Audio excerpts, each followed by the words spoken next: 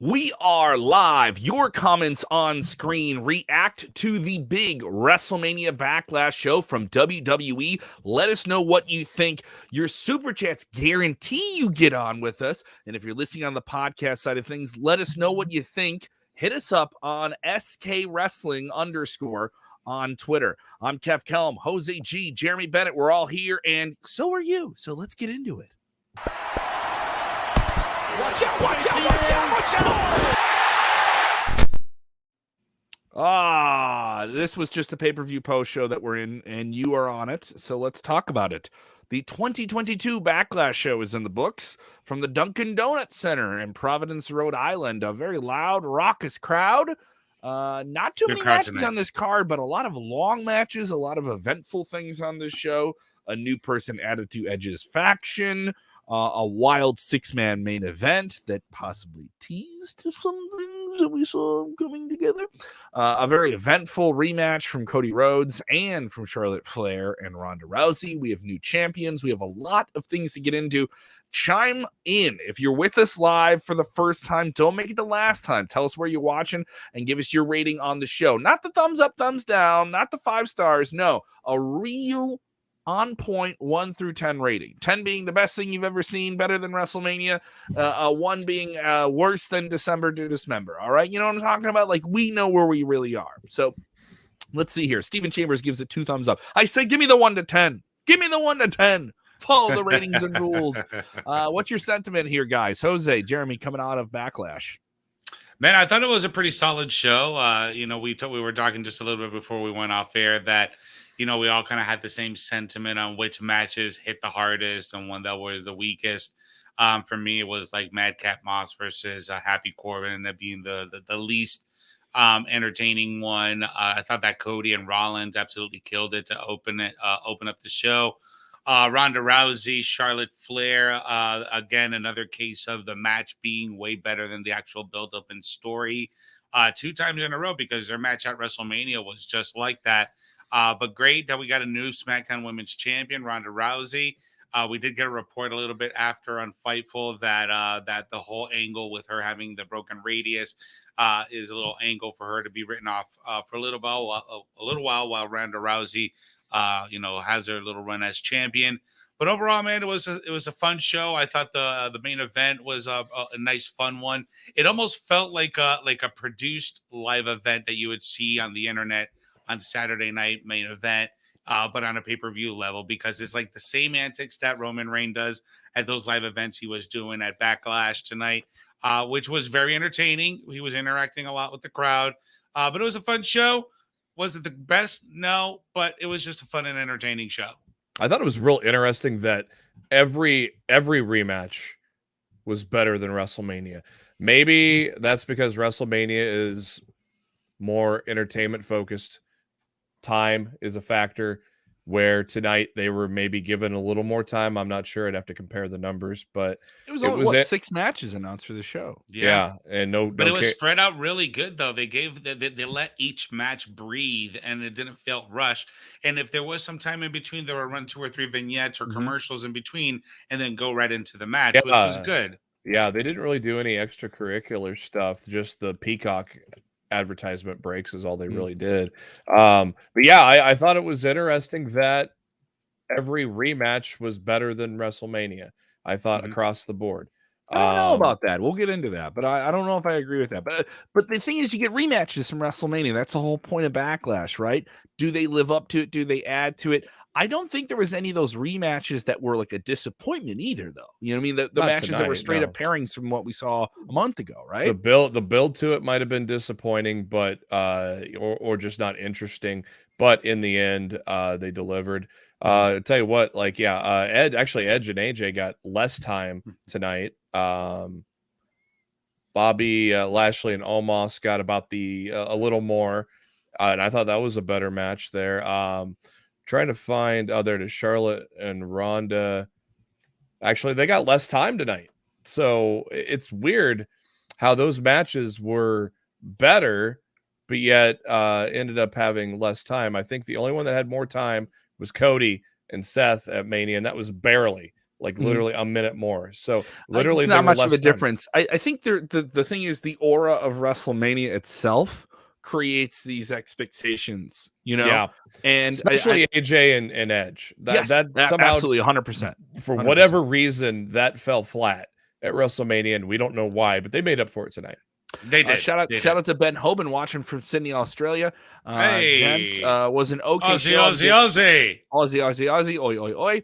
He's giving us 7.2. We have some people dropping 10s on the show. Iconic. Really happy with it. Tracy Price giving it a 10 out of 10. Christopher Ryan Cooper, CRC, is always with us, giving us 7.5. Stephen Chambers, Stephen Elimination Chambers, giving it an 8.5.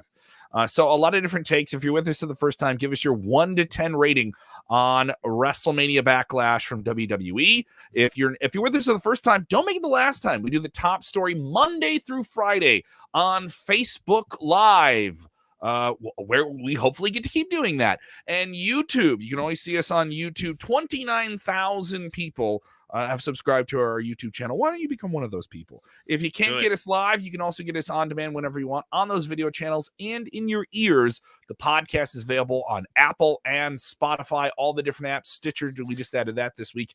iHeartRadio. Vince Russo reviewing Monday Night Raw with us on Mondays. Dutch Mantel with us on Fridays after SmackDown and Rampage. And then DDP and Russo combining their forces together for the Bro Show every week as well. Those drop over the weekend as well. What's going on? Thunder Bay, Ontario, Canada. Oh, yeah, out there in Canada. How are you doing? Vanish giving it a 9 out of 10. The crowd was very loud. This was a very loud crowd. I would agree. I didn't feel like we had the old pipe-in backed up dub on top of it. This felt like a live raucous crowd who was invested in it. Let's get into this opening bout. Cody and Rollins. This is a rematch, straight up rematch from what we got at WrestleMania. Cody is still riding high. The reaction for him is what WWE wants. It's what he wants, and the crowd is on board. Rollins playing the symphony, still a big match player. A lot of back and forth, very similar pace to what we got to see from them at WrestleMania. Very much not a traditional WWE one-on-one match. The swinging pace went back every few minutes. That isn't the usual pace you see in a WWE match. It felt, in terms of pacing, different, and they really teased those finishes and a roll-up finish. Wow, what about that? They went for their big moves and they couldn't finish each other with them, and a roll-up finish. I do enjoy that, and it does leave it open-ended, doesn't it, Jeremy or Jose, that we get another one of these, correct? Probably tomorrow. Unfortunately, I don't think we need another one. But hell, they may stretch this out to Hell in a Cell until Cody wins Money in the Bank. I don't know. Because I mean, when you think about it, what is Cody going to do until Money in the Bank, which we all assume he's going to be in? I thought it was good. I thought it was perfect that Rollins got the upper hand at first because he was expecting this match. That was the whole thing going in, was Rollins was prepared for this match, and so he had the upper hand for the beginning part of it. They definitely delivered to kick off the show. I completely agree with that, man. I think this opening match was the way to kick off the show. And I loved how in this match you can see the psychology of Seth Rollins being more prepared for Cody Rhodes, because he had a counter for everything that Cody was doing for the first half of the match, which was great. And the fact that we got the little shenanigans with the pulling of the tights at the end because Seth was pulling his tights, he countered, ended up pulling Seth's tights and got the win that way. I wouldn't be surprised if this does get stretched all the way into Hell in a Cell. And I'm not surprised if this actually ends up being the rubber match, Hell in a Cell match to squash it all off. That way, Cody can ride off into Money in the Bank. Well, we'll probably see Seth in there too, but I think that's probably going to be his pathway. And that's the thing, because you have unified titles now with Roman Reigns. You're going to probably get Roman and Drew inside a cell, so you're going to have a second cell match for the men, and so that makes complete sense if they have it with Cody and Seth. And of course, they'll probably do one with the women. I don't know which direction they'll go, since there were. I don't know. A lot of people think they're gonna put Lacey in with Ronda. I don't agree with that. I don't think you put Lacey in there right away because I don't think she would win that feud. I think you need to build her up continuously after all these storytelling things and have her win a couple feuds before going for the title. On the women's side, Bianca Belair. I don't know. Is there a feud worthy of a cell match right now for the women? Is the question, I guess. We'll see. I mean, you have time to build there. It's not like the show's tomorrow, Yeah. There's plenty of television to get to. There's other personal issues they could resurface and get to. There was plenty of big names that weren't on this show that could be Let's on that mention show. the big elephant in the room, though. Pat mentioning and calling out the Fiend in the front row during the pay-per-view, during the premium live event. Was there somebody wearing a Fiend mask? Yeah, who was that? The Fiend? There's a dude wearing a hook shirt in the front row too. There was a guy. He tweeted you up, didn't he, Jeremy? Yeah, he did. That was funny. Yeah, that was fun. Yeah, Pat, especially that last match. Pat mentioning that he lost his pencil, and Cole going, "Well, you never take any notes, anyways." And then, then Pat had this line about something on the left, something on the right, and then perfect, right on cue, Michael Cole with a stuck in the middle line there from an old classic rock song. So the commentary was money. Especially, I thought it was a good idea to add Graves with it being a dual branded main event. I was hoping maybe they would squabble a little bit because I still have that dream of them two, McAfee and Graves, captaining their Survivor Series team. So hopefully they'll make that happen. But Miguel Cepeda saying, while we're still on the topic of Rollins and Cody, saying, I'm calling it now, Rollins versus Cody, Hell in a Cell, but I'm not a fan of a Hell in a Cell after ugly cell match with Rollins and the Fiend. That was years ago, and people are still bitching about that. Don't worry, he wiped the slate clean. If you haven't seen Edge versus Rollins Hell in a Cell, that was one of the best Hell in a Cell matches in years. I saw they didn't wrestle in a purple light either. So it's worth noting, Christopher Ryan Cooper bringing this up because we can't have any WWE shows, can't have any AEW shows without a little bit of tribalism. Got to have a little bit of tribalism, right? Of course, Hell in a Cell is running in Chicago just a few weeks before AEW will run with New Japan there as well. Yes, Chicago is the center of the wrestling universe, and I'm a spoiled boy. I will be going to both shows. Son of a bitch. I just deserve it. WWE's running AEW Turf in July too for Money in the Bank. So and we're gonna get All Out, Jeremy. So why don't you just move to Chicago? Yeah, it is All Out. Yeah, and I'm a Cubs fan and I'm a Bears fan, so I'd love to move to Chicago. I got an NXT over here every week, so I mean I'm good. That's I don't know about good, but no. I said I'm good because I got wrestling all over me. Yeah, every week, you're fine. You're in Orlando. I don't. WWE lives with you. You're fine. I wonder if All Out will be in. I mean, I would not be surprised if it's in Chicago, just because they run Chicago so damn much. From but talking to people I know locally, it is still planned to be here. That's what I was wondering with the Super Show, if they were going to do it this year there, or maybe go somewhere else. Of course, guys, support of the channel. Roland Curtis, got to get this one here. Super chat for him. Guarantees you get on screen with this as well. Unlike the Dream, American Nightmare pulls the tights. I would assume. I don't know if Dusty Rhodes probably pulled the tights once or twice, right? It's not the dirtiest. It's not the dirtiest thing to do. He did pull the tights, so that will give Rollins some reason to complain. Hey, baby, you got to win how you win, baby, if you will. A little bit of that Dusty finish, if you will. Which match do we want to jump to next? Let's get into Edge versus AJ Styles. Yeah, we'll get to that 6-man main event. Brenda chiming in here saying the 6-man was good. Well, before we got the AJ and Edge, it was Omos and Bobby Lashley. Yes. So we had that matchup. That was pretty entertaining. Bobby Lashley was able to do some pretty big moves on Omos, but Omos got the win on there with the help of MVP, with the little shenanigans on there. This was almost kind of a given that this was going to be, for me at least, that Omos was going to get the quick win because of MVP in the turn. So this is going to be the rivalry is going to be prolonged. We're probably going to get a rematch tomorrow on Raw. Yeah, the again, another example of this being better than WrestleMania, but that was kind of a low bar. They got 6 minutes there. There was some cool stuff here. Man, if Omos would have tapped to the Hurt Lock, that would have been a pop of the night. But the fact that he got it on him was impressive enough. Yeah, that would have been a pop of one of the pops of the night if they would have done that, and I would have been happy if Lashley. You can't kill Omos. You got too much invested in that guy. You can't just have him tap out on this pay-per-view. If he's ever going to do that, it's going to be in a bigger show. It's going to be built up to as something can happen. It wasn't something that was teased. I just don't. Bobby Lashley's going to be fine. Omos is a long-term project. I just don't see him as world championship material right now. He doesn't have to be. Not everyone in WWE has to be a world champion to be entertaining. That's the thing. True. I think that like WWE is so big. I don't think everyone needs to have a title. That's just the track record. Well, no, I agree with that sentiment, but I'm talking about the track record of what WWE does with big guys. For example, the Great Khali.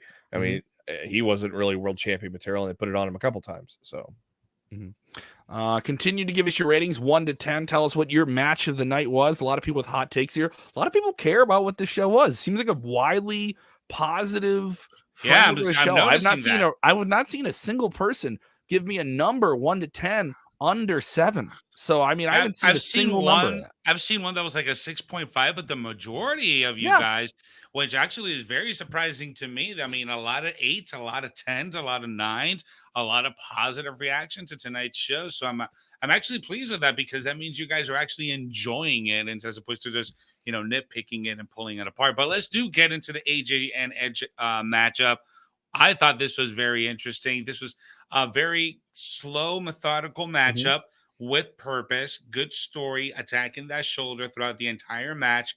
But then at the end, when we get the hooded persona helping out and giving Edge that little advantage by kind of distracting and taking advantage of AJ Styles, just to reveal at the end it's a new Rhea Ripley joining Judgment Day with the jet black hair and black gothic makeup. And this is what we've been wanting and craving, and I'm all for it, because this is just pushing that story a little bit longer down the pipeline.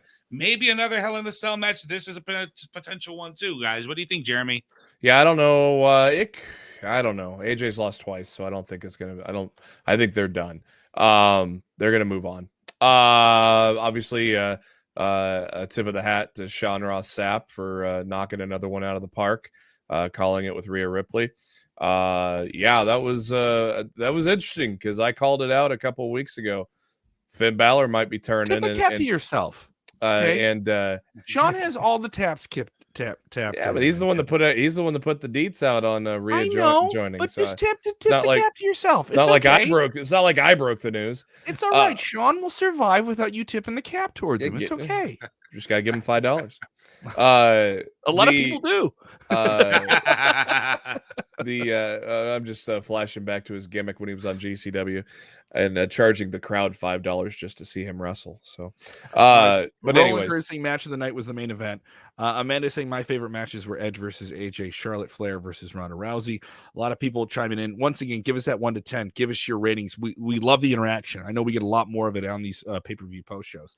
Yeah. This match was good. This was it did feel like a repeat of what we got at WrestleMania, but a better pace. There was something at WrestleMania, I think, where they didn't get out of the gates. It was too slow. By the slow. time they did, they had to get to that show closing angle, and the match kind of became more of an angle. This was almost the same thing. That angle was kind of stupid. Yeah, but this time it was a little bit more eventful and a little bit more of a reveal, a little bit more sports entertainery in terms of you don't see the person until the reveal is right, and Edge calls the person up to reveal themselves. That made sense. The technical stuff with working the injury and working the shoulder, you had a through line physically in the bell to bell. That made sense.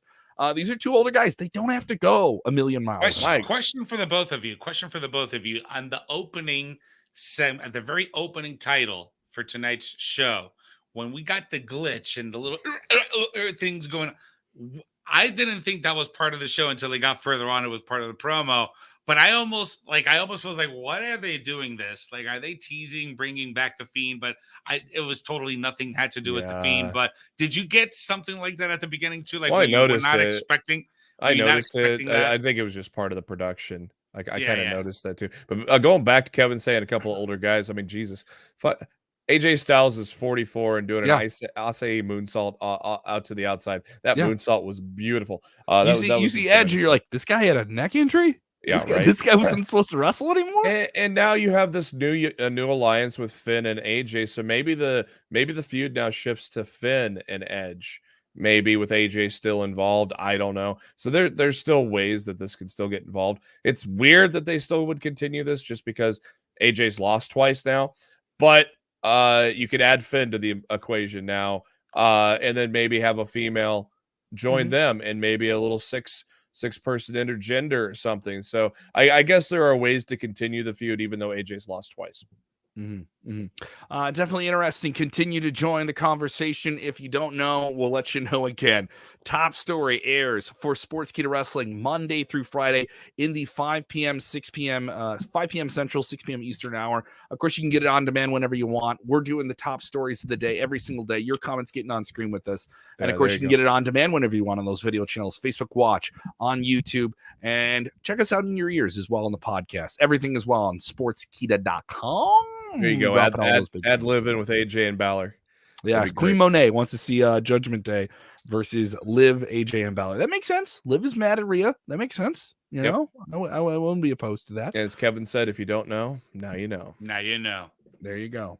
There was a lot on this show that was surprising. A lot of long matches, well-paced action. What else do you guys want to cover here?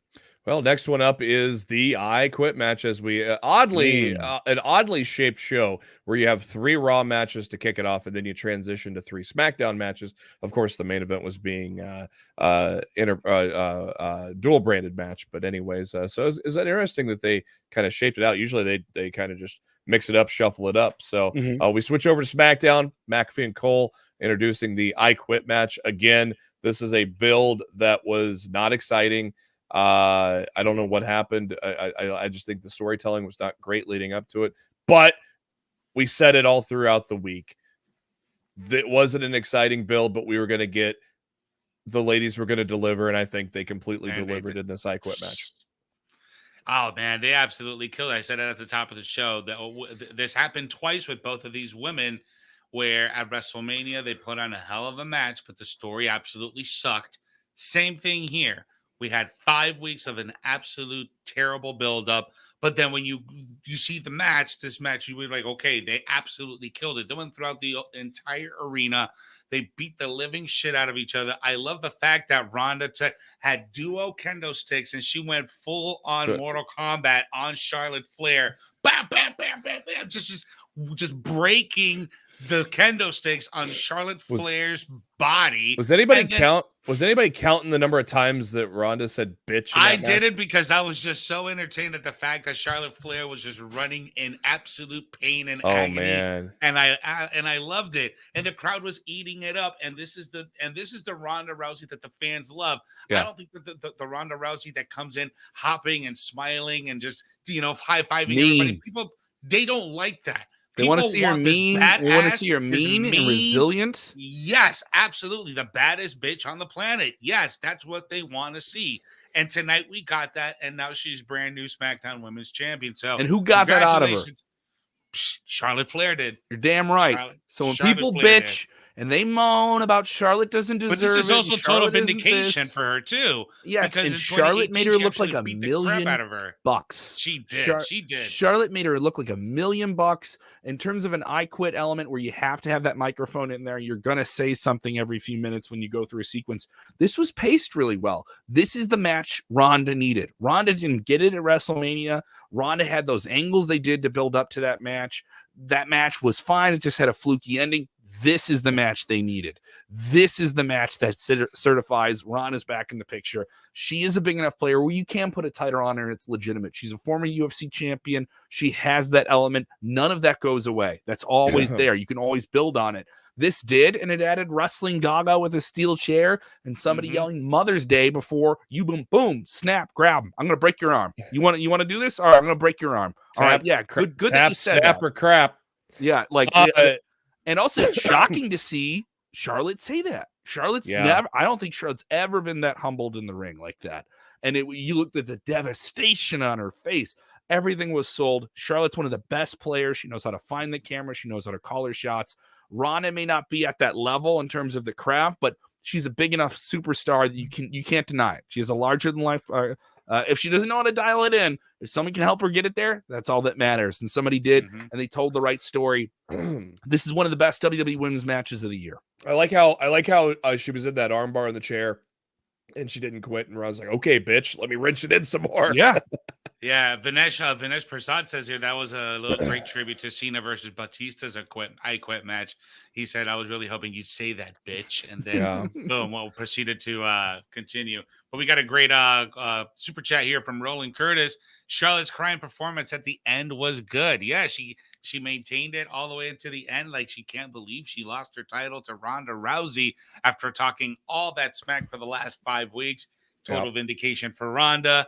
And now Charlotte takes a little time off. Jeremy, what about this one here from Eddie? This is quite a little comment here. Yeah, it's possible. I mean, obviously the Fightful Select article had mentioned that just simply that WWE Creative was told that she'd be taking time off. So nothing confirmed on what she's going to do. Just taking time off, and then that the broken radial is part of that storyline. Christopher Cooper, was that a Bailey sign, an Easter egg that she might be coming back? Am I just reading too much? I don't know what sign you're referencing there. I don't know what sign you're actually talking about there. I don't know which one that is. There was some cool stuff they did. Like they did one time. There was like a Falls Count Anywhere match with Sasha Banks and Charlotte. They did pay tribute to that. Where Sasha submitted Charlotte through the guardrail with the walking banister that brings you up and down the aisle. Yeah. She put the bank statement. I thought that was on there. Cool. Yeah. It was a nice little tribute to her previous match with Sasha Banks back in like 2015, 2016. Yes, that I noticed that too. That was really good. A lot of people saying Charlotte's getting married in June. I love how everyone knows when people are getting married and how that before everybody else knows, right? Did they get the RSVP? Yeah, you guys got to save the date before we save the date. Yeah. Here we go. Let's talk about this main event, guys. Let's get into it. We got one more.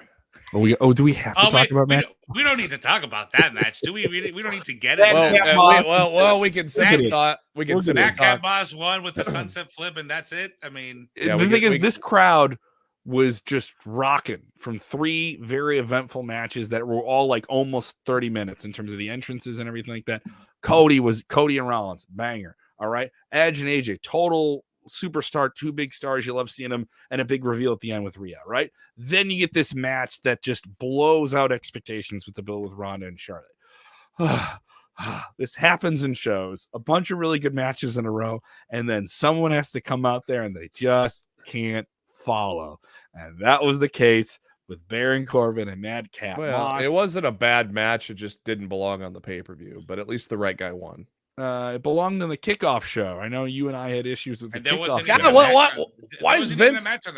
Yeah, why is Vince against matches on kickoff shows now? What the hell? I don't know if it's Vince is mad about that. Not mad. He's just against it now. All of a sudden, true. I mean, you have more than enough talent there. There was a lot of really talented people that didn't get anything on this pay-per-view. It makes no sense. Even the people in the chat don't want to talk about the Moss match, Kevin. It makes no sense. You skip the Moss match in the pay-per-view. It makes no sense to have an hour-long kickoff show with no matches when you play the same damn vignette before the match on the main show anyways.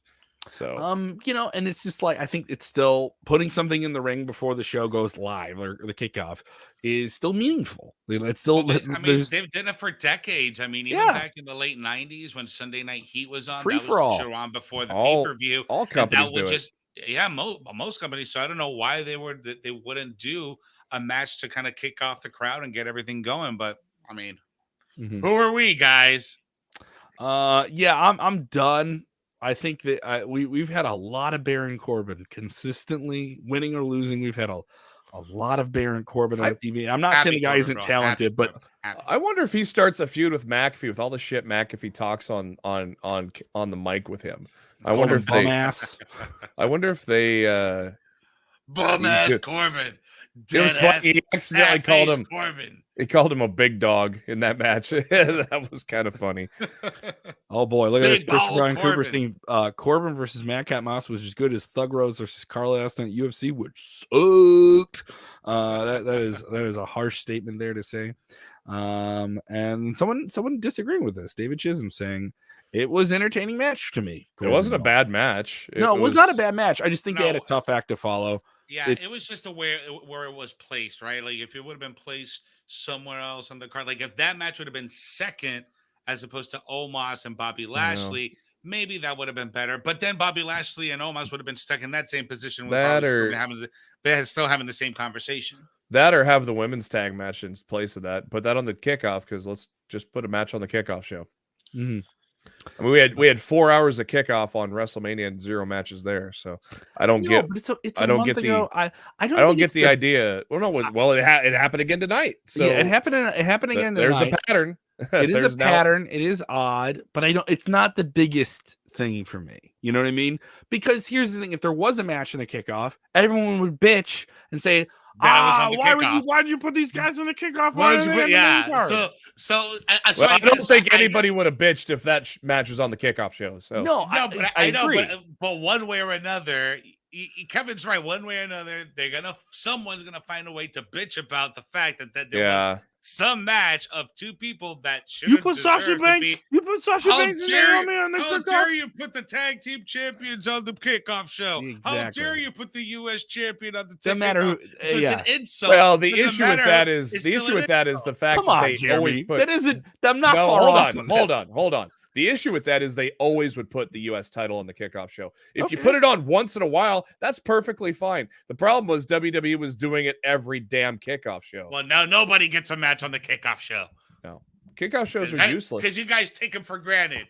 And when I say you guys, I'm saying you guys, everyone, Yeah, everyone who's useless watching, everyone who said why is the U.S. champion on the kickoff show? Well, now we get no matches on the kickoff show. It's useless because you couldn't enjoy a nice thing. Because you could enjoy There's it no from the kickoff. first. There's no more appetizers for you. We're going straight to the No main more. course. No. Well, there's an appetizer. It's We're just going to read long- the whole menu to you, and then you're going to pick something out. There's one an appetizer. There's an appetizer. It's just a boring appetizer. All right. But the thing is, if they did, you'd still bitch, Jeremy. You'd still bitch. If they put something on the kickoff show, you'd be like, don't tell me I can't bitch. I came to that was bitch a and then shitty match. convince me to stop bitching. There needs to be matches on the Just don't kickoff put show. it. When you're replaying what you have on the kickoff show on the main card, anyways, you got to do something with the kickoff show more than what they're The doing thing is with that we're probably going to WrestleMania. get the Great same idea. exact matches that we got tonight. We're going to get them tomorrow on Raw.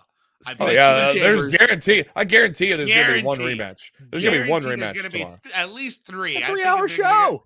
They're going to repeat three of the. No, they're gonna matches repeat that a we pay. had They're today. gonna repeat a match from last night tomorrow. Yes, you're They can't help absolutely them. right. They can't help themselves on And we're that. probably going to get a rematches on SmackDown from this very match that we're about to talk about right now. RK Bro and Drew McIntyre. versus the People are Bloodline. getting sick of the bloodline now. It's starting to wear people out. You think so? I saw some people commenting with that earlier. I saw a little bit of that online, and even from people that enjoy the Bloodline and what they did. Of course, the Bloodline, Roman Reigns and the Usos victorious over Drew McIntyre, Matt Riddle, and Randy Orton, RK Bro. This was originally set to be a tag team title unification match. And then Roman Reigns got out there during the big melee of a contract signing for that tag team match between RK Bro and the Usos, and it became a 6-man match with no titles on the line. Some people wanted to see some things added, but WWE hinted at none of that. And apparently it went in this direction. I will say the match, bell to bell, was a hell of a match with everyone getting to shine at all the different points with several different moments that made you think, oh, wow, the Bloodline could lose. Roman Reigns could lose a pay-per-view main event match. The pacing of the last 7 to 8 minutes of that match was just beautiful. It was tremendous. There was shit happening everywhere. It was so good. Mm-hmm. Yeah, I agree, man. Go ahead. Sorry. You go. No, you go. You go. What I was saying is that just like what you were saying is like that closing, the last 5-10 minutes were really fun because it started slow, and then you had that moment when we had that McIntyre and Roman face off where Roman took his time getting into the ring, and then he starts circling, and then he bitches out and tags out. So it was just fun. And then when he was just interacting with the crowd, or when he was interacting with Paul, right? Like he's like, "Oh, should I tag in now, Paul? Yes, my tribal chief. Yes, you should definitely tag in now." Like I love those little things that he does. My tribal chief. Which makes it way more entertaining. So, and the fact that they won tonight, I mean, just kind of proves why everybody else is the twos and they're the ones. Yeah. Plus, there's reports coming out that Roman's time as a full timer may be coming to an end. Maybe ? This follows some very odd things he said at a house show this weekend. Yeah, and I think a lot of people took what he said out of context because he mentioned that What, he had wrestling only been fans at take that. something out of context to fit their own narrative Dude, I online? saw that. I saw all the outlets, and I'm like, y'all taking this way out of hand. Yeah, Oh, that was Roman Reigns more. confirms that he's leaving. Yeah, It's like, he's no, going to guys, AEW. take it easy, bro. Like, take No, it easy. He only said that he had never been at that particular arena only once, and he doesn't know when he's going to be coming back, guys. He's probably scaling. You realize if you look at his matches this year, like 75% of them are on live shows. He hasn't wrestled many televised shows. So this was more of him probably saying he's scaling back the live shows.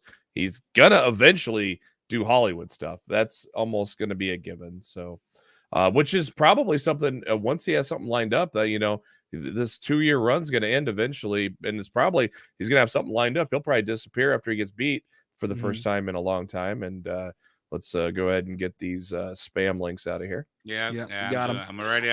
Roland Curtis saying, lol, Cole mentioned Bailey's Roman acknowledgement. No Bailey. I know a lot of people are just clamoring for her to return to WWE. But staying on topic here with this main event, I saw some people, I want to get some more comments in because we're all about it with the pay-per-view post show. Are people frustrated with the Bloodline? Let's get into this frustration because they won again. Roman, through all the melee, runs in there, knocks out Riddle before he could even get the momentum going with a big spear. And we had the Bloodline on top, and you could see the frustration that Drew McIntyre was on. When Drew got in the ring with Roman, it was like, ooh, okay. And then Roman was scampering out of there. And then finally, they did get to interact with each other. Roman caught him off guard, snuck in a big slam Uranagi through a table. So you do get a tease of that Roman-Drew match we're supposed to get. Drew spoke to us earlier this week. You can check out that interview. It's up on our channel. This is the match he wants. This is the destination he wants to get back to. Christopher and Cooper saying Roman to AEW confirmed. Not going to happen here. Forbidden door. Victor saying, screw the Bloodline. Congrats to the Briscoe, the new Impact Active Champions. All right, stay on topic, buddy. Then Robert Knapp saying, Roman Reigns is a little bitch. He's a little bitch. I was like, when they started that Madcap and Happy Corbin match, I'm like, wow, they're going to give that 6-man a time. And then I forgot, oh, yeah, it takes Roman 30 minutes to get to the ring. It takes him 30. Yeah, I mean, he's right up there with the Undertaker getting into the ring, and not only just getting into the ring, but when he gets tagged, he also takes about another 2 minutes just to get into the ring. Here, I haven't seen much of this until the past month or two. This has not the Bloodline getting some people getting tired of. I have not seen that until just recently. It's starting. Some people. It's time to probably dethrone them somehow. You know, whether it be RK Bro and unite the tag titles, Drew taking one of the titles off of Roman, then maybe Cody comes in and takes the other title. But yeah, people, you know, all of a sudden, last couple of months, people are starting to turn on him.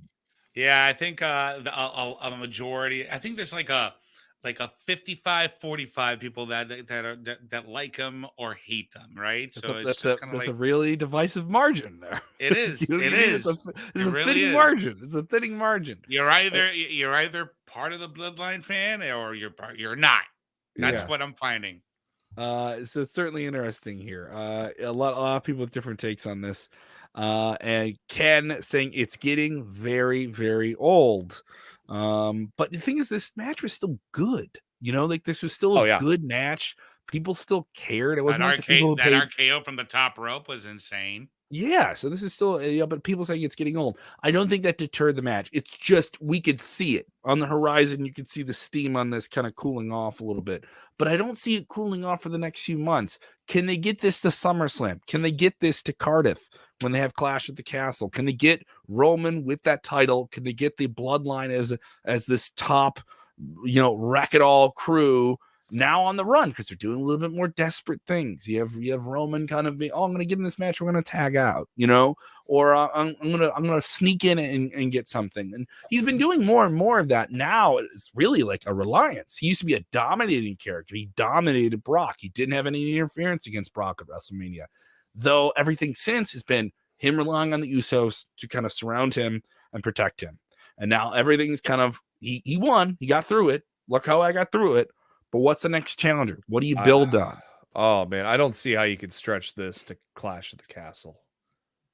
Not when they introduced it 2 weeks ago. That's in September, right? That's in September. Yeah, we still which is why in SummerSlam. which is why that's why I was so annoyed with that, introducing Drew into this and making this a 6-man, because they didn't need to introduce Drew into this main event picture right now if that's the plan. But maybe that ain't the plan. Maybe the plan is Hell in a Cell, and then maybe you're still going with Drew and Fury at Clash at the Castle.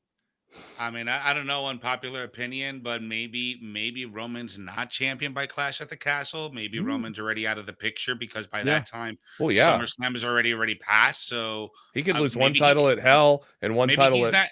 Maybe he's not champion of either. Maybe he's just not champion at all by that time. Yeah, he could lose to Cody. Cody could call a shot, and they have a SummerSlam match, and he could have already lost to Drew at Hell in a Cell. Certainly interesting. Certainly interesting. A lot of people with different takes. Joseph Austin saying Bloodline just headlined the most entertaining pay-per-view in a while. People still complain. Come on, this is wrestling fans. They're always going to complain. You will never not get me to complain. I will always have an edge over you, Mr. McMahon. If I'm bitching, you better stop making me bitch. It's getting into that Cena territory where they're always winning. Yes. If you watched it and either $14.99 was transacted from your bank account or $9.99 was transacted from your bank account, guess what? They already got your money. So don't care if you bitch or complain.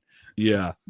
A lot of people with different takes. Once again, give us your ratings 1 to 10. We've only seen we haven't seen anyone dip below a 6 on this show, and don't do that just to do it. Oh, actually, now they are. You know, let Good us know. Job, what Kevin. Think. Watch out! Oh, they'll just do it just to do it, right? Watch out! So I go to you, gentlemen. You're 1 to 10 on WWE WrestleMania Backlash. It was a show that was built to in odd parts. Did they roll off the momentum of a well-received WrestleMania? This year's WrestleMania was very well-received for the most part. I thought this was a very good show, and I'm going to give this a 7.5 out of 10. I really, really enjoyed it. I thought there were some matches that were good rematches. Some of them weren't better than WrestleMania, but added to it and brought things. If you're going to do rematches, do them really, really well. I think Cody's red hot. They can do some big things with him. I still think Drew's really cool. Even the people that lost still felt like they were in a good position. So that's good. It's momentum. This is momentum going into the summer. You can say this with WWE. The television, sometimes it's this works, this doesn't. The pay-per-views, when they have time and they can go and there's no commercial interruption, we don't have to worry about TV gaga. We just get the gaga of the bell to bell. They deliver. And that was another sign of it tonight. And also a slim card. All the matches they gave you delivered, though. It didn't feel like they wasted any time. Even on stuff that may have not worked or couldn't follow a match, it's still, you could see the ABC, the fundamentals of it. I give the show a 7.5 out of 10. What about you guys? For me, man, I think I'm going to give this a 7 for the simple fact that they baited and switched us, man. We were supposed to get this unification tag team title match, and we didn't get it. And I was really looking forward to that because the build-up for that was actually pretty good. We did get a really fun and entertaining 6-man tag match to close the match, but we didn't get any significant anything big out of it, right? Like any big result or anything continuing as far as where these titles are going to happen or if we're going to get a unification bout at all later on. So that's one of the things, and I think that's what a lot of fan sentiment is too. They really wanted to see that match. But from opening to close, man, Cody killed it. Ronda Rousey and Charlotte absolutely killed it. Edge and AJ was awesome, and then the Rhea Ripley reveal was cool. Then we had some 2 cool off matches with Omos and Lashley, Madcap, Moss, and then close it off with the 6-man. That was pretty good, but I think a 7 is fair just because of that bait and switch. That's just me being picky from that part. Well, I'm not going to factor that into the show because I'm just going to go with what I saw and not go with what was booked ahead of time going into it. I'm just going to go with what I saw tonight and what we were. What'd you get tonight? And I agree with that. Yeah. And so I'll give it an 8. Every match from WrestleMania. Wow, you liked it more than I did. every rematch was better than the WrestleMania counterpart. I mean, even Omos and Lashley had good parts. Again, I would have had Lashley still win with the Hurt Lock just because that would have been a tremendous moment and tremendous pop. I just don't know if they're really going to go for full bore on Omos. And even Happy Corbin and Madcap Moss was not a terrible match. It just didn't belong on the card. And you always you usually have one of those on it, but every WrestleMania rematch, it exceeded it. and the main event, especially the final third of that match, really was a kicked into gear and was a tremendous ending to the match there. So yeah, I will give it an 8. Fair Certainly active over on sportskeeda.com. We have a ton of different content, ton of different exclusives this week as well. Once again, talking to Drew McIntyre and all the different things that are going on with WWE. We will have more interviews with some WWE talent coming up here in the next week and a half. Who are we talking to? I don't know exactly.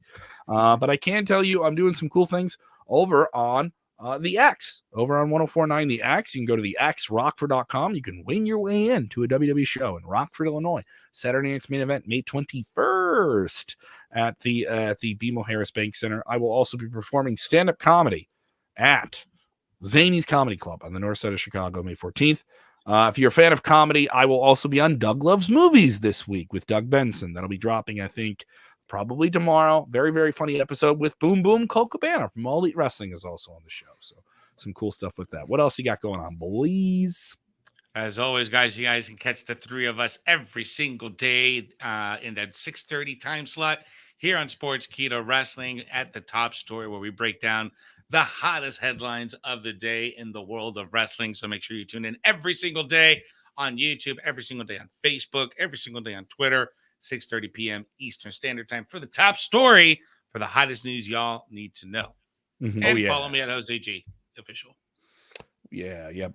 Follow me on Twitter at JB Huskers. Obviously, we'll be here with these two guys all week long, around 5:30 Central Time with Top Story. Follow me on Twitter. I'll be live tweeting Raw tomorrow, and also keep up with me in my other shows and other things I'm doing there. I'll let you know on there as well. Also doing a Money in the Bank giveaway if you want to go to Vegas. Going to go to Vegas. It's going to get you in the door there. So keep an eye on my Twitter for that as well. All right. Thank you guys so much for the support. We really, really appreciate it. If you're watching on Facebook, where apparently I guess we're just not supposed to do a show, you can go and share the link.